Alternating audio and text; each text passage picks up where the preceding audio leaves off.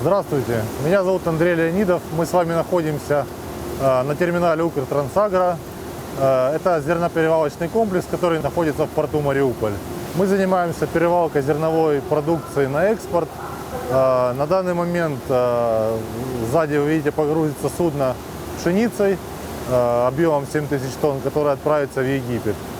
На данный момент терминал работает в штатном режиме. С начала объявления карантина это уже грузится 5-е судно с пшеницей.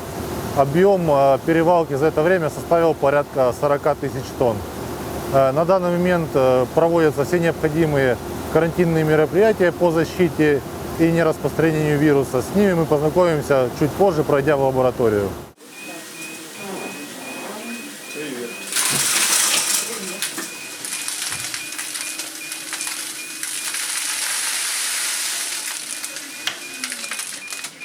Сейчас мы находимся в лаборатории Укртрансагро.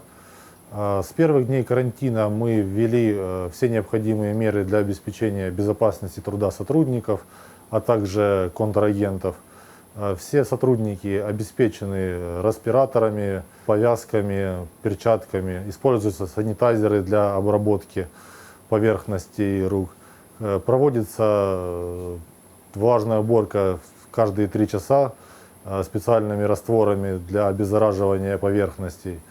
Также для заезжающего автотранспорта введен запрет на нахождение водителей без средств защиты на территории, поэтому сейчас служба безопасности контролирует жестко этот параметр, и все заезжающий автотранспорт проверяется наличие защитных средств. Несмотря на сложную обстановку не только в Украине, но и во всем мире и на большую волатильность рынков, контракты продолжают выполняться. У нас в очереди на погрузку стоит 6 судов на данный момент. Компания выполняет все обязательства по отгрузке экспортных грузов и оформлению. Добрый день, меня зовут Лаврищев Денис, я руководитель компании «Мартлет». Наша основная задача – это обеззараживание зерновых грузов в нашем порту. Сегодня ночью прибыло очередное судно за зерновым грузом, и как это не волнительно было для всех нас, прошлый заход у него был в итальянский порт. На самом деле заходы в итальянский порт и присутствие судов и наших сограждан, и не только их, в странах, где очень сильно развита эпидемия коронавируса, вызывает у нас волнение.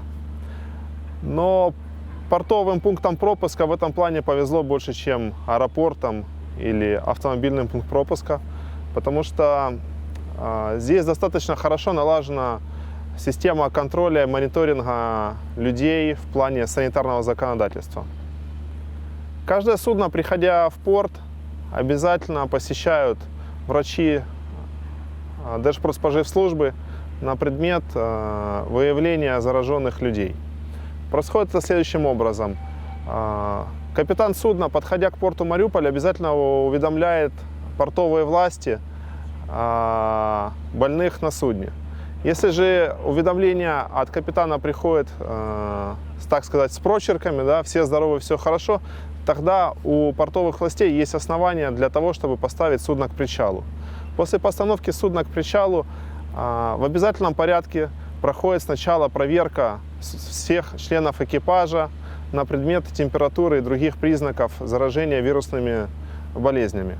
Если же врачи дают добро, то следующими заходят портовые власти, которые открывают границу и разрешают доступ работникам порта и сотрудникам обслуживающих организаций присутствовать на судне. Этой ночью судно, возле которого мы находимся, прошло все проверки, и больных людей выявлено не было. Поэтому мы с уверенностью можем сказать о том, что, используя минимальный набор средств защиты, это защита лица, защита рук, используя дезинфицирующих средств лично для себя, мы можем гарантировать отсутствие заражения наших лиц, наших сотрудников и людей, посещающих судно, от вирусного заболевания. С момента введения карантина в городе Мариуполь наше предприятие постоянно поддерживает диалог с администрацией Мариупольского порта в плане противовирусных мероприятий. Это делается с несколькими целями. Самая основная цель – это поддержание контакта в плане противодействия распространению вирусных заболеваний. Второе – это информирование местных предприятий, стивидоров и предприятий, связанных с работой судозаходов в Мариупольский порт в плане проведения противовирусных мероприятий нашим предприятиям. Дело в том, что на сегодняшний день